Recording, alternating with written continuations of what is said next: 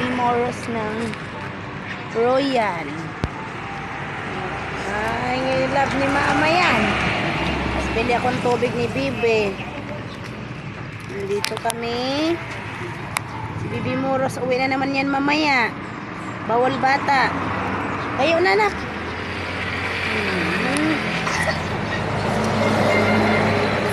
Nandito kami sa tindahan bumili. Tubig ni Bibi. Bili ako ng tubig. May Bibi friends. Sana po at magaling na aking Bibi. Wala pa rin titigil ang lagnat niya, guys. Araw-araw guys ang lagnat niya, nakakatakot. So dahil kang bulate lumabas. So talaga ngayon ang mga sakit sa bata, mga asthma, hindi na talaga may iwasan. At may kasabay din ako, sumusuka nga ang bulate sa bunganga ng bata. Bumbum. Ay Diyos ko, sobrang kamahal ang mga medicine ni Baby Prince.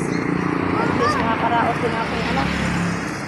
Sana kawain po natin at matulungan natin, guys. Maraming salamat po sa inyo. Naging ano kayo sa akin na sa Baby Moros. Sana po mayroon pong matulungan nyo ng aking babies kalagayan nito. At hindi po biro. Naka-oxygen siya. Meron siyang dextrose, guys. Dami siyang tinatusok ng mga karayan, guys. Awak, talagaan ko mo. Talagaan ko mo. Kasi sa mga doktor, guys, sa kanas. Tapos minsan, guys, biglang namaga yung mata niya at nangingitim. So yun pala, dextrose niya pala yung na minsan matulog, minsan hindi. Kasi pagkabukasan nakita ko hibas na yung dextrose. Natakot ako, guys. Malaki yung bayag niya ngayon. Kaya yun. Ayun, anak, madumi yun. Hawakan mo. Mamaya ka na kumain ng candy. Mamaya. Oh. Ano? Ano yan? Moros.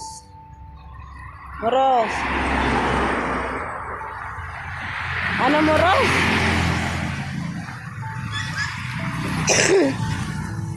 Ano, Moros? Ha? Ikaw mo na maghawak.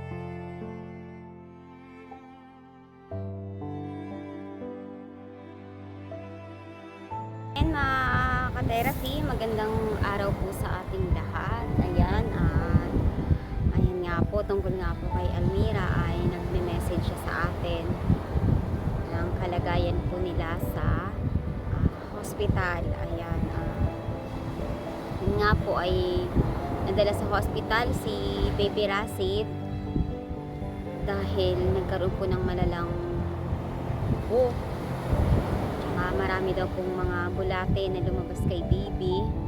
At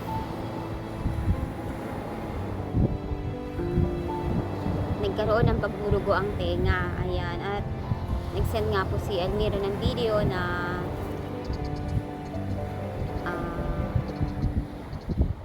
si baby po ay grabe ang kanyang ubo, dry cough, tapos ano talaga, mahalata mo sa kanya na hirap siya sa pag-ubo dahil dry na dry. Ayan, tapos nilalagnat siya. Ayan, sana po ay makasurvive sila. Ayan, sa mga nais po na tumulong kay Baby Rasid ay mag-connect po kayo kay Almira. Ayan, at pwede nyo po siyang i-message siya, Almira Espinosa. Ayan po, at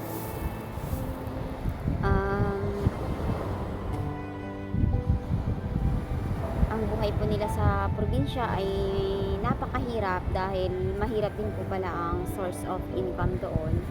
So, si Almira po ay nangangahoy, pero yun nga po ay labag din sa batas ng DENR ang pagbibenta ng mga kahoy. So, pinipilit niyang mag-survive. Siguro medyo nagkaroon siya ng kaunting kakulangan sa pag-alaga ng mga anak dahil nga yan, maraming bulate, mostly sa hygiene, kaya mabilis magkasakit ang bata, lalo na kung pagkakaroon ng bulate, na matinding sipon, matinding plema. Ayan. Siguro ay hirap na hirap nga siya doon dahil wala po siyang ibang maasahan at itong ama ay hindi nagpapadala ng pera sa kanya. So sana kay Omar, kung napapanood nyo ang update sa iyong anak, ay mag-connect ka kay Almira kahit sa anak nyo lang. So si Almira naman ay umuwi naman talaga ng Leyte dahil nga dito ay napakahirap ng buhay niya at napabayaan din siya ni Omar. So Omar, sana ay kung ikaw ay nakakapanood ng update sa iyong mag-iina ay or sa iyong anak, ay tulungan mo dahil si Almira doon ay walang ibang maaasahan. Yan, lalo na hindi siya makapagtrabaho dahil may maliit pa siya na alagain. Ayan. At napakahirap dahil ang mga ina ay talagang danas namin mga nagkaroon ng karanasan na mag-alaga ng mga maliliit na anak, ay talagang napakahirap. Ayan. Ayan, nandito nga tayo mga ka-therapy sa Mindoro, sa Blind Occidental Mindoro, at nagdayo po tayo dito ng pagmamassage dahil ayan, marami pong ibinok sa atin at minsan nga po ang mayor dito. Ayan, shout out po tayo kay Mayor Walter Marquez at kay Ma'am si Ma'am ayan, sa kanyang wife po. Ayan, sila po ang madalas nating client din dito, lagi nagpapabook. Si Ma'am Melanie, Ma'am Maylin, Ma'am Maylin Marquez. Ayan, salamat sa inyo pong pagtangkilik sa ating serbisyo. Thank ayan, you very much. medyo gumaan ang ating lalagayan dahil nga tayo ay nagkaroon ng tuloy-tuloy po na income dito sa Mindoro. Ayan, at napakaganda nga ng lugar na to, at dito nga po ako ay ipinanganak, at dito nga po ay marami dito ang mga huling isda, mga sariwa, at mga tao po talaga dito ay nagtutulungan, kaya maunlad po ang lugar na ito. Ayan, dito muna mga ka-therapy ang update natin. Sa mga nais po maging parte ng pagtulong po kay Baby Rasid, ay pwede po kayong mag-connect kay Almira or mag-connect po kayo, mag-comment po kayo below sa ating video. Ayan, awang-awa po ako sa mag-iina, awang-awa po ako kay Baby Rasid dahil isang napakaliit pa, wala pang 1 year para siya ay magkaroon ng karanasan sa hospital. Ayan. Ayan, sana ay maging okay na, at Almira, mas maging maingat pa sa mga anak, sa pag-aalaga. Ayan, marami ka pang kailangang i-improve sa pag-aalaga ng mga anak. Ayan, dito lang po muna tayo mga ka-therapy. Ayan po, sana po ang ating pong pag-charity po through YouTube channel ay sana po ay supportahan niyo po mga ka-therapy at please po pa like and share po ng ating video para pag ang ating pong channel ay lumawak po ay makakatulong na po tayo financially. At sa mga hindi po nag-skip ads ay malaking tulong po yan para sa ating YouTube channel para ayan, marami tayong nakikita na karapat-dapat po talagang tulungan kahit sa ang dako po ng lugar ay may mga tao po na nakakahabag ang kalagayan nila at sana kung malawak ang ating YouTube channel ay napakadali lang po ang pagtulong sa kanila. Ayan po. Ayan, salamat po sa inyong lahat. Ayan.